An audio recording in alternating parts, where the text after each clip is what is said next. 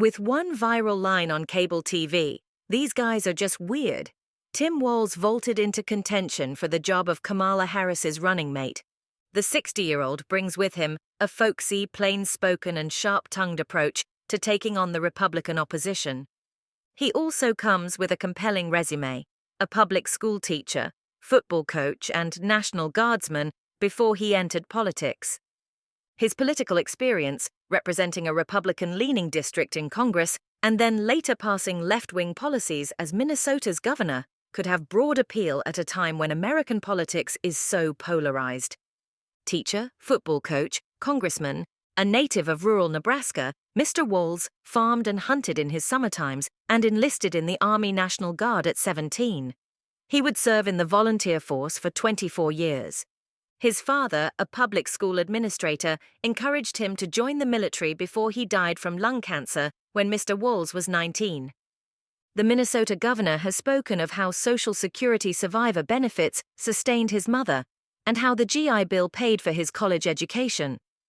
Armed with teaching degrees, Mr. Walz took on a one-year teaching post in China around the time of the Tiananmen Square massacre. He later honeymooned in the country with wife Gwen Whipple and also organized summer educational trips to China for U.S. students. After returning home to Nebraska, Mr. Walz became a teacher and American football coach until his wife, another teacher at the school, drew him back to her native Minnesota. They now have 2 children. As a coach at Mankato West High School, Mr. Walz helped build up an American football program that led the school to its first state championship. He also earned plaudits for agreeing to be the faculty advisor for the school's Gay-Straight Alliance at a time when homosexuality was largely frowned upon. He first ran for office in a largely agricultural district that spans across southern Minnesota, which is fairly rural and Republican-leaning. But Mr. Walz campaigned as a moderate who cared about public service and veterans advocacy, leading to an election upset. Views and beliefs. Over his 12 years in Congress, it was hard to label his ideology. He voted in favor of the Affordable Care Act, co-sponsored pro-labor measures, including a bill to raise the minimum wage, and backed an unsuccessful cap-and-trade effort for reducing carbon emissions.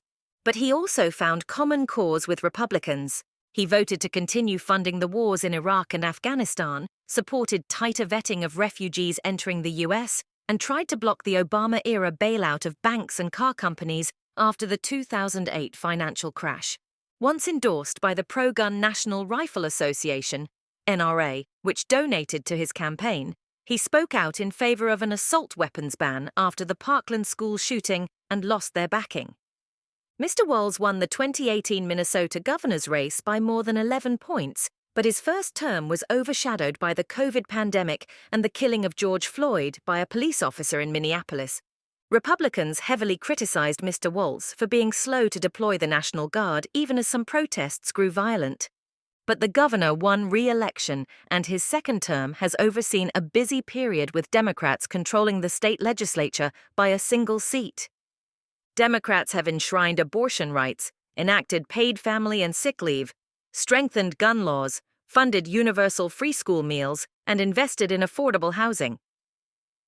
The frenetic activity caught the eye of former President Barack Obama, who wrote, "If you need a reminder that elections have consequences, check out what's happening in Minnesota. These are weird people."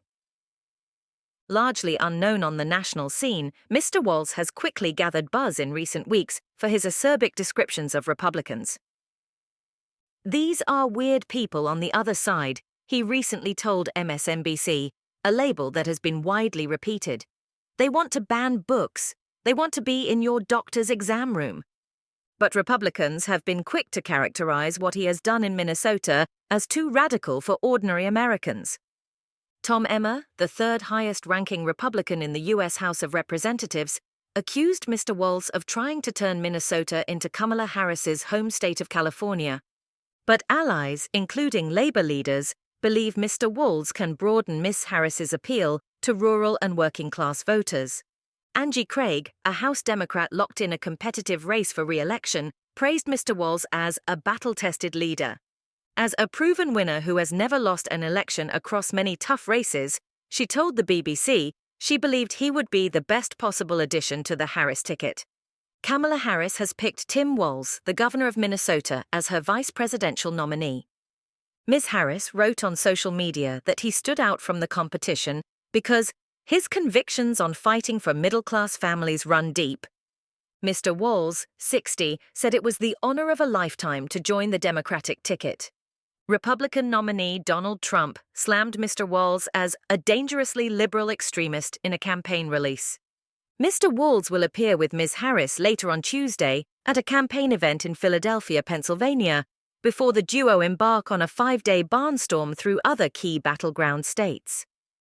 The two will also speak at the Democratic National Convention later this month, from 19 to the 22nd of August in Chicago, when the Harris-Walz ticket will be formally coronated.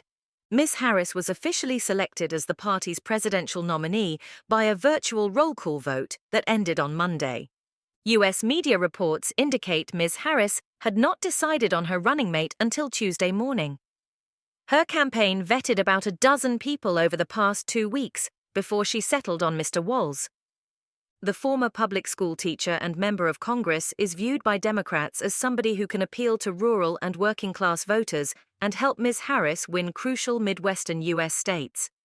Announcing his selection on Tuesday morning, the U.S. Vice President shared details of his background, both because it's impressive in its own right and because you see in no uncertain terms how it informs his record.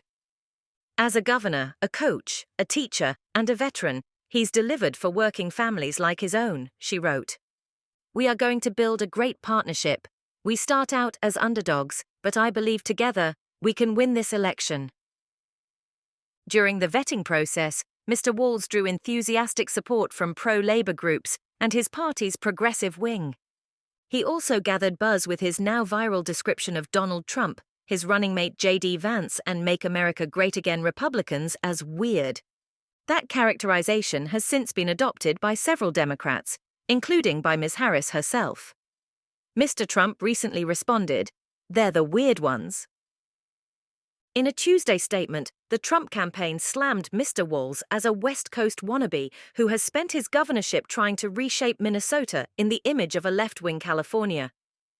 If Walz won't tell voters the truth, we will. Just like Kamala Harris, Tim Walz is a dangerously liberal extremist, and the Harris-Walz California dream is every American's nightmare, Press Secretary Caroline Leavitt said. A source close to the vetting process told CBS that Mr. Walz was chosen for his experience and record of accomplishment in an executive role, his compelling biography, his ability to be a strong messenger against the Trump-Vance ticket, and his strong personal rapport with the vice president. As the current 2-term governor of Minnesota, Mr. Walz has overseen one of the most productive legislative periods in state history. With unified control of the state legislature, Democrats have enshrined abortion rights, strengthened gun laws, created new paid family and sick leave policies, and implemented a series of other progressive wish list items. But Mr. Walz has been heavily criticized by Republicans in his state for his response to the COVID-19 pandemic, but especially for his slow deployment of the National Guard in response to violent protests that erupted in the aftermath of the murder of George Floyd in 2020.